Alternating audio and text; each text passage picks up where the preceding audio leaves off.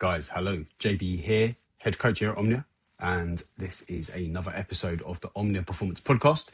And before we get stuck in, just a little bit of context for today's session. It's going to be a little bit different to what we normally do. What you're listening to here is actually a preview of one of the Q&A sessions that we run from within our Circle community. These are live, open discussions where members bring real training questions, real constraints, real life stuff, and we work through these questions properly rather than just kind of giving textbook answers. And if you're a silver or a gold member here at Omnia, you get access to these sessions as part of your membership, alongside the usual programming, templates, education, other community support that we give inside Circle from your fellow athletes and also from us coaches as well. So truth be told, we had a little bit of tech issues during the last Q&A, so this is actually a re-record, but we thought we'd use it as a great opportunity to share it out to all you guys in the wider community, just to give you a little sneak peek of how we do things from within Circle. So I'm going to talk through a selection of questions that have come up and talk through how I'd approach them from a coach's perspective, and hopefully gives you a bit more of a useful insight into how we actually think about training, also what those sessions inside the community actually look like in practice. So let's get into it. So question number one, how do I decide when I'm ready to jump back into a race prep after a big event? Can I go right back into an event prep, or is a longer GPP period a more appropriate option?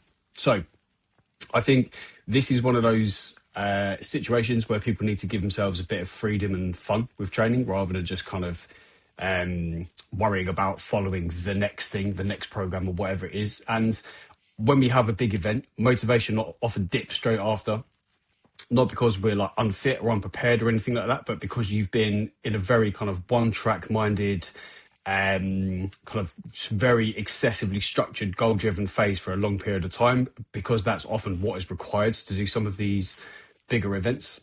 And I would instead now be led much more by feel, like how training feels, what you're actually interested in doing, and what you're naturally drawn towards. So to give you guys a bit of an example here, one of my clients, Dave, has just finished doing an ultra, and he just decided, right, do you know what?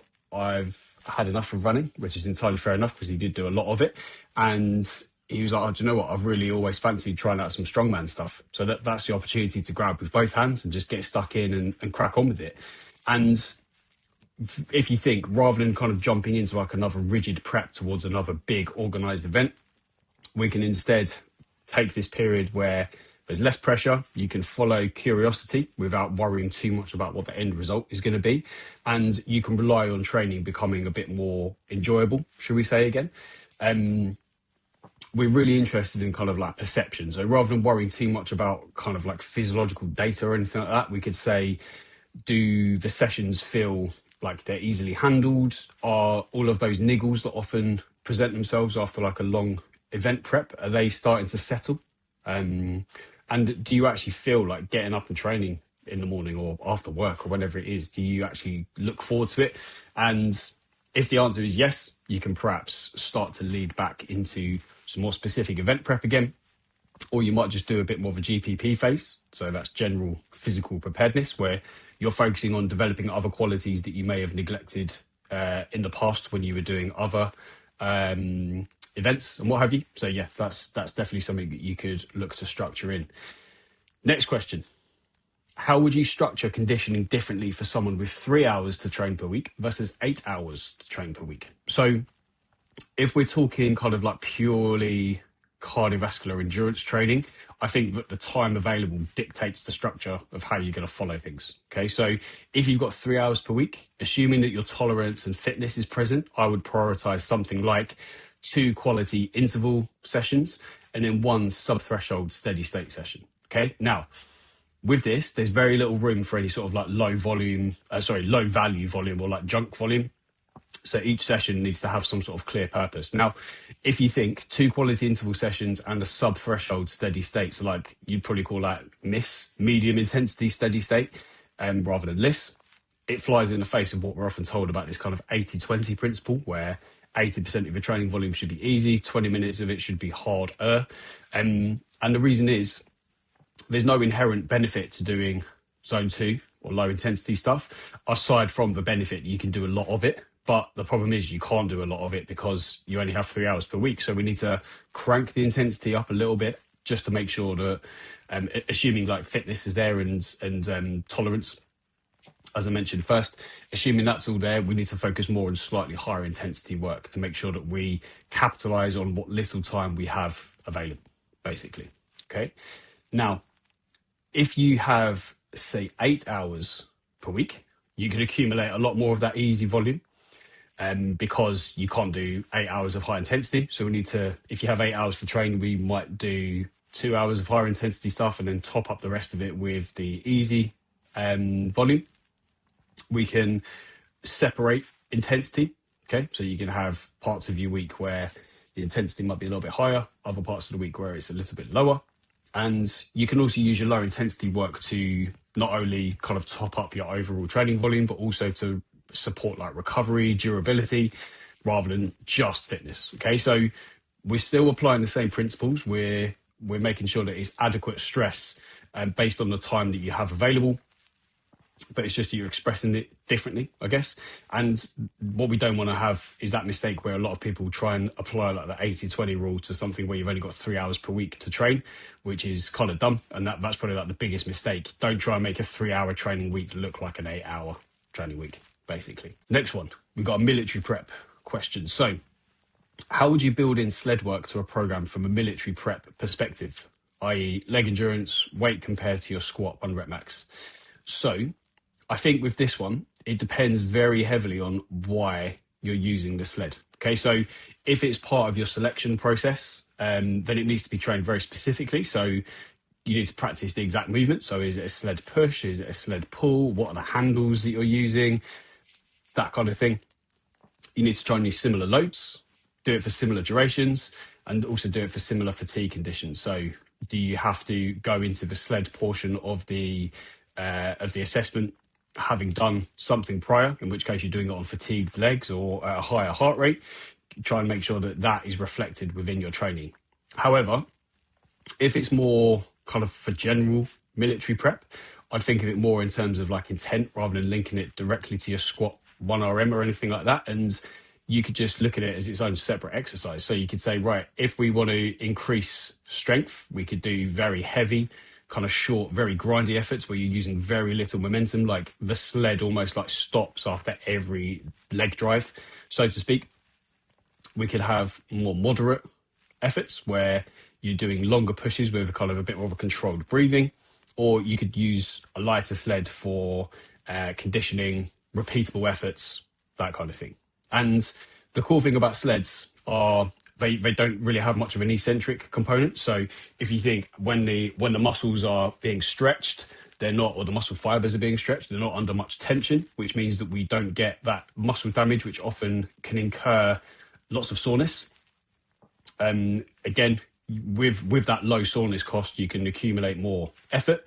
And the other thing as well, like it works great if you're doing it as part of like a circuit, because that's what your task of assessment requires, or anything like that. So we want to make sure that it's specific for what you're looking for, but we also don't want to overcomplicate it. So try and remember that principle was underpinning every decision that you make.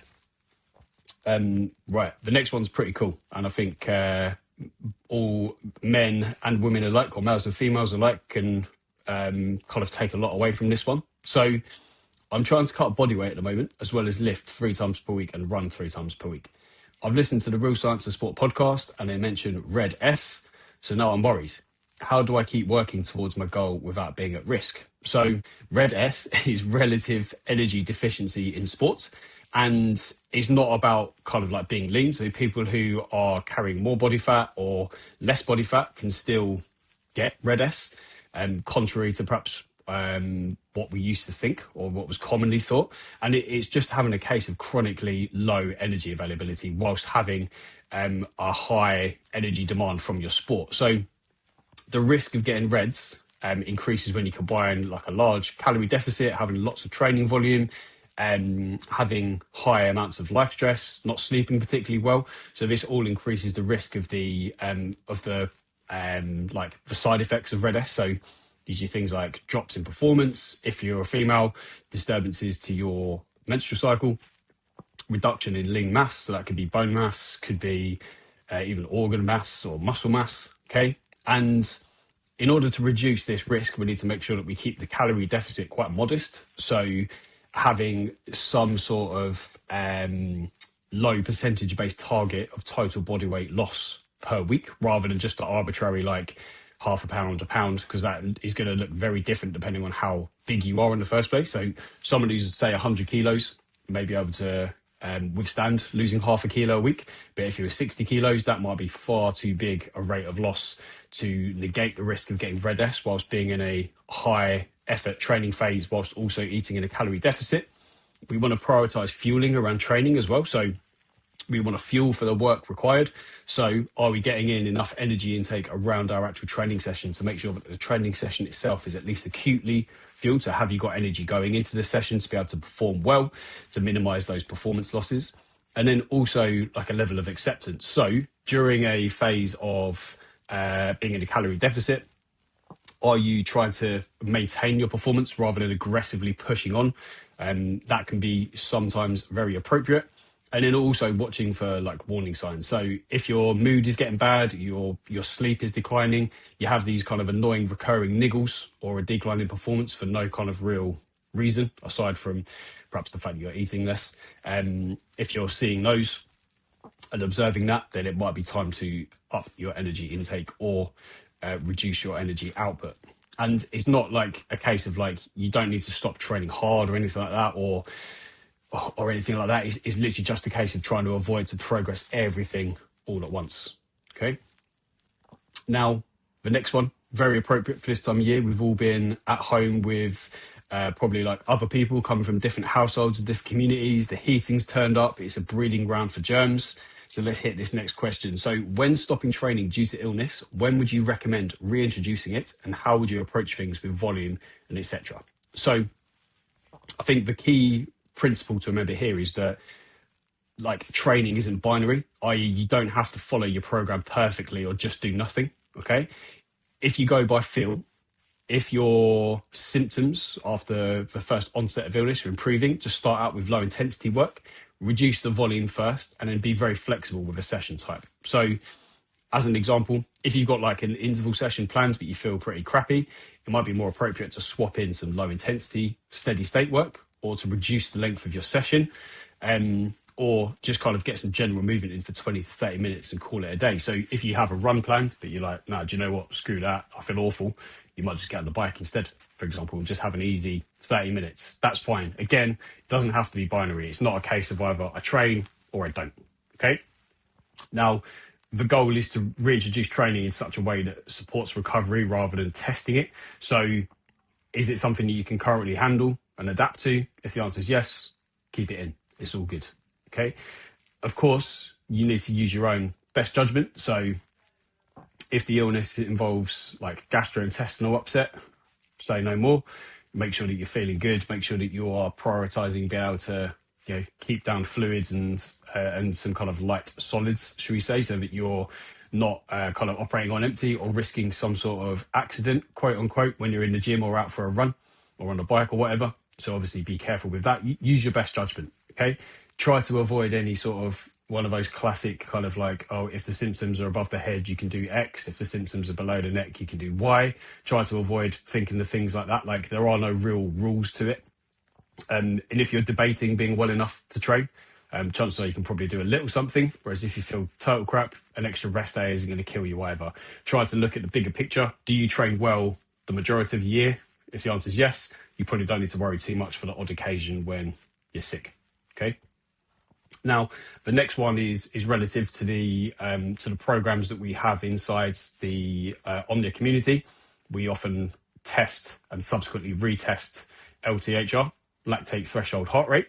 So here's this next question. So what is the reasoning behind the repeated testing of the LTHR? In other words, what factors make it shift or fluctuate? The thoughts or questions behind it were, my own LTHR was within a 1 to 2 beats per minute range for the past 4 measures, but the recent one was 5 beats a minute higher. Could that be a training adaptation? How common is it? Or is it just a measure error? Did I maybe learn to push harder? So First of all, we have to have an assumption, I guess is perhaps the right word. It's not a fixed constant. So LTHR is not fixed. Okay. So there's loads of variables that feed into where your lactate threshold is, or when it occurs, and how this can then subsequently adapt over time. So we've got factors like more capillarization, so more blood flow to the working muscles, taking blood in and subsequently back out again. Your mitochondrial density changes, so how many mitochondria you have available to use. Your improvements in stroke volume, so how much blood you can pump out at any one time. Better clearance and reutilization of lactate can change as well. So lactate can very much be our friend. It's not a fatigue-causing product in and of itself. It's something which can be recycled and used as energy. And then also over time, kind of like psychologically or neurologically, your ability to suffer changes over time as well. So what we also have to remember, even though the test is called LTHR, lactate threshold heart rate, we also have the pace at which the lactate threshold occurs. Okay, so this could be like a pace, it could be a wattage, it could be power.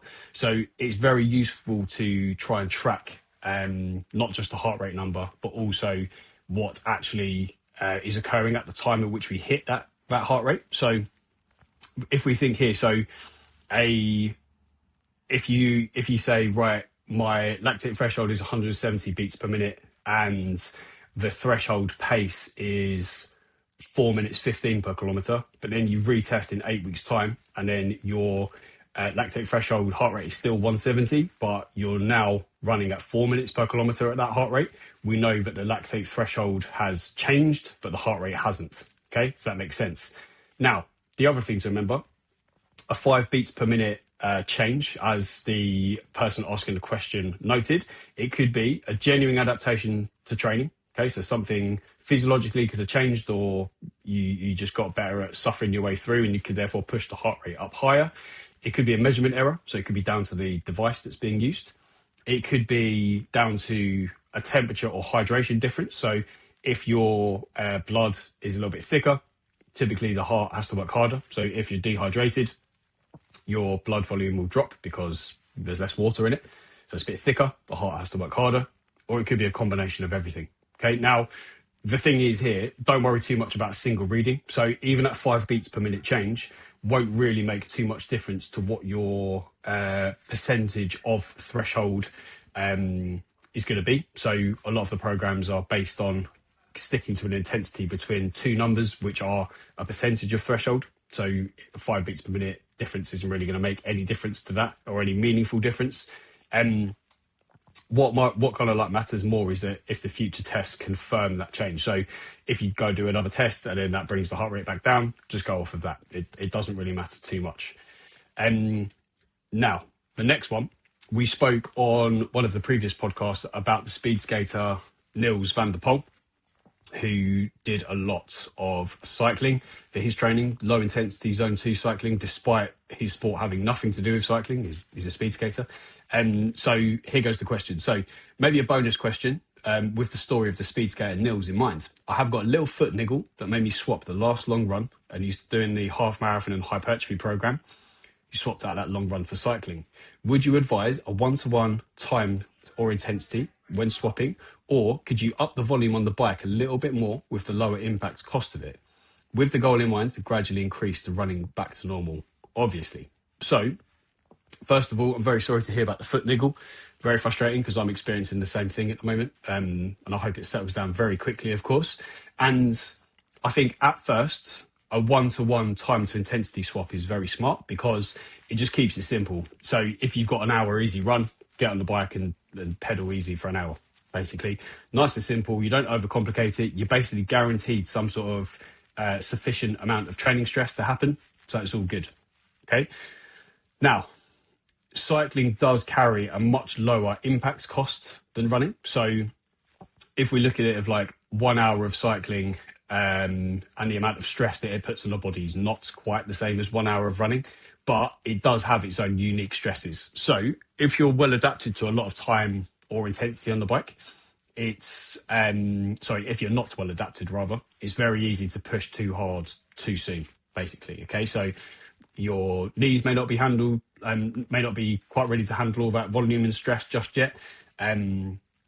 So therefore, as I say, it's very easy to push a little bit too hard too soon. So I would say start out conservatively, let your running volume build back gradually, and don't try and win those cross-training sessions. Look at them purely as kind of supplementary, unless you are indeed following a proper program which requires you to, perform at quite a high percentage of your FTP on the bike or a high percentage of your lactate threshold heart rate or whatever. Okay, so start out one-to-one, like for like swap, and just remember not to push too hard on the bike at the start unless you're very well used to it. Now, the next one, how would you prioritize mobility work if time is limited? So typically, mobility work that's dedicated to mobility work, I would say, does not have a very good return on time invested.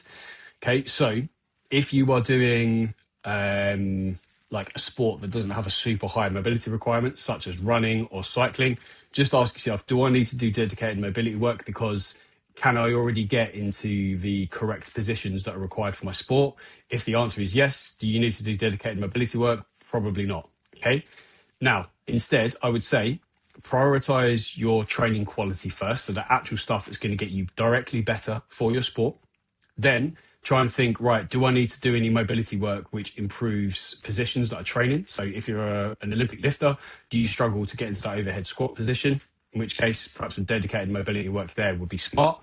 But even then, I would say the dedicated mobility work that you do should closely mimic your sport. So do actual overhead squats, lighter snatches that allow you to get into the positions that you actually need to get into, rather than mucking about with bands loaded onto a dowel that you're trying to take into an overhead squat to force you into a position, because it's not the same. Okay, no matter how much it looks the same, it's not the same.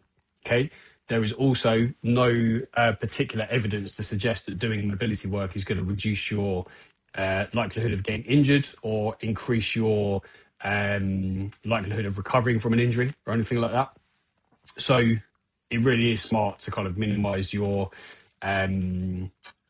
effort and time spent on mobility work in most cases. Okay. If you are going to do mobility work, I recommend doing something in short, more frequent bouts rather than long sessions, so we don't detract from your precious training time that's actually going to make you better at anything. So overall, no offense taken to mobility work, but any sort of training methodology that you're looking to put into place, ask yourself, if it doesn't improve how you train or how you perform, do you really need to prioritize it? Most of us are quite time poor and therefore don't have tons and tons of hours in a week to train. So be careful how you actually spend that very precious resource of time, because you can't get it back. Now, we're nearly there. We've got a couple more questions. So second to last question, how do you tell the difference between underfueling and underconditioning? Okay, so this is an interesting one. So it's kind of like, it's a bit of a funny one. Perhaps like, sounds funny to say, it's like a unicorn. You just know it when you see it. Okay, so I would say with underconditioning, your breathing is probably the thing that limits you first, or some sort of like cardiovascular sensation. You will typically improve quite quickly with exposure to it as well. Okay, so the first time you went for a run, it was pretty sucky, and then second time you get back to it, it's not quite so bad. Time after, etc., etc. Think of it like that. And also the fatigue is very kind of like session specific. So if at the moment I'm pretty well adapted to running, but if I suddenly got on a bike and tried to do something of similar intensity and duration as I do whilst running, I would find that very, very difficult from a conditioning perspective, because I'm not adapted to the specific demands of cycling. Okay. However, under fueling, you feel a typically kind of like heavy legged sensation. You would have typically quite like a bit like we talked earlier with red S, like poor sleep and low mood that can be a symptom.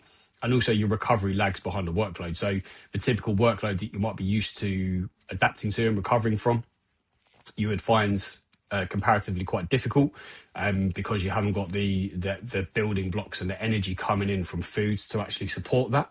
And overall, one of them improves when you train and the other one improves when you eat. Okay, that's pretty much the way to look at it. Right, last question. So when life stress is high, i.e. work, family or sleep, what's the first thing you usually pull back on? Is it volume, is it intensity, or is it frequency? So almost always it's volume first. So in the scientific literature, when we look at deloads, deloads are typically most effectively performed when we keep intensity at a level or higher, and we pull back on the volume. So what I would say as like a general statement and summary is keep the frequency for some routine. Okay, so it keeps your sessions all in place exactly how you're used to performing them. Then we want to keep some intensity to maintain the training signal. So is what we're doing enough to elicit some sort of adaptation, or at least keep the adaptation, and then reduce the overall total workload. Okay. Most people typically tolerate that higher intensity better than all that accumulated fatigue across the week. Okay. Cool. Right, guys, I think that's everything. So thanks so much for listening to the Q&A. As I say, this is a little sneak peek as to what we do inside both the silver and gold membership sessions and webinars from within our circle community. And we will put some more notes on how to get involved with those in the show notes. So as I'm recording this is New Year's Eve. So if I don't get a chance to speak to you all again, I hope you have a fantastic new year. All the best for 2026 and crushing your training goals. And yeah, thanks again for listening, and I'll speak to you all soon.